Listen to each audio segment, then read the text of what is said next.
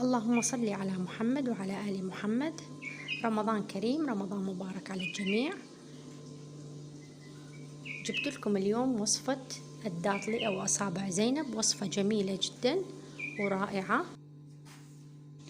أخواتي، وصفتنا اليوم وصفة لذيذة جدا يحبوها الكبار وصغار، ومطلوبة دائما بشهر رمضان وبأوقات أخرى.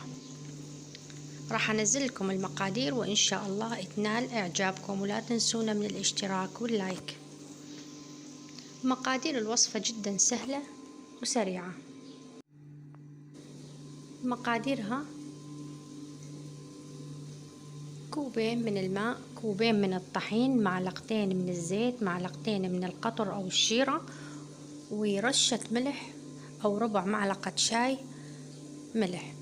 ونستخدم هذه المكبس، وإذا ما متوفر نستخدم أي شيء، بطل ينفع بطل الماء نعبي بيه العجينة ونعصرها، أو مثلا الكيس الحلواني أيضا ينفع، بس لازم يكون من القماش حتى يتحمل الضغط.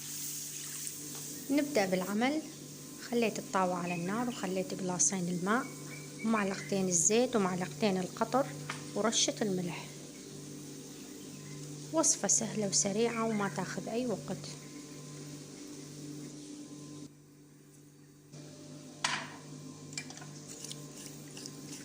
نضعهم على النار وسط.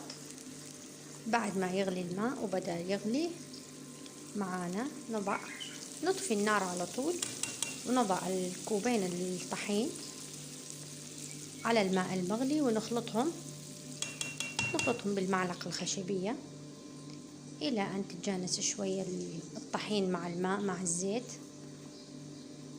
وبعد ذلك نكمل عجنهم باليد.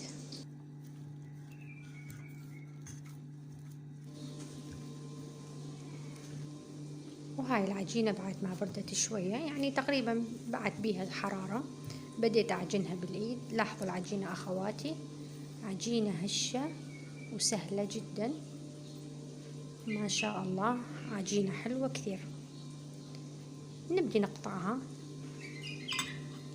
أنا وضعتها بالمكبس، إذا ما متواجد تقدروا تستعملوا كيس الحلواني أو بطل الماء، تعملوا رأس البطل على شكل نجمة وتبدوا تشكلوا العجينة بها. مثل ما تلاحظون بديت بالمكبس وأقطعها بالمقص أو بالسكين. انتقلت للصينية السوداء حتى يبين معاكم الشغل ويكون واضح، والقطع تكون واضحة أيضا. طول القطع حسب رغبتكم أنتم.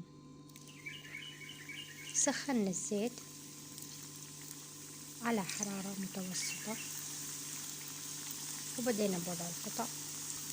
مثل ما تلاحظون ما شاء الله قطع الداطلي ما بها أي تشققات.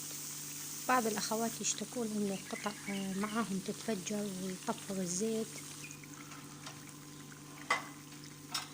ما شاء الله ما شاء الله، لون ذهبي وجميل جدا. على طول من النار، من الزيت إلى الشيرة،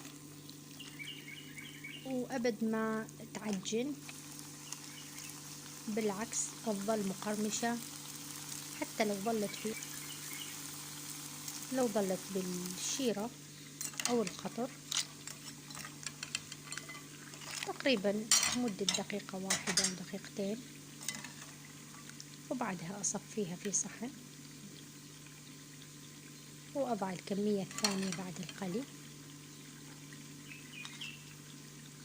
حبات رائعة وشفافة ما شاء الله، والعجينة ناجحة، وأرجو أن تنال إعجابكم أخواتي. إن شاء الله عجبتكم. شوفوا القطع ما شاء الله رائعة جدا.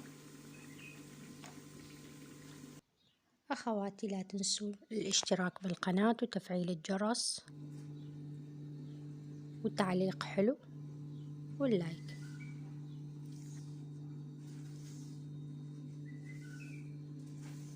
لاحظوا أخواتي منظر الطبق شهي ولذيذ. وضعت قليل من القطر اللي يحب يضيف. ما شاء الله كانت عجينة جميلة جدا ومقرمشة جدا، اسمعوا صوت القرمشة.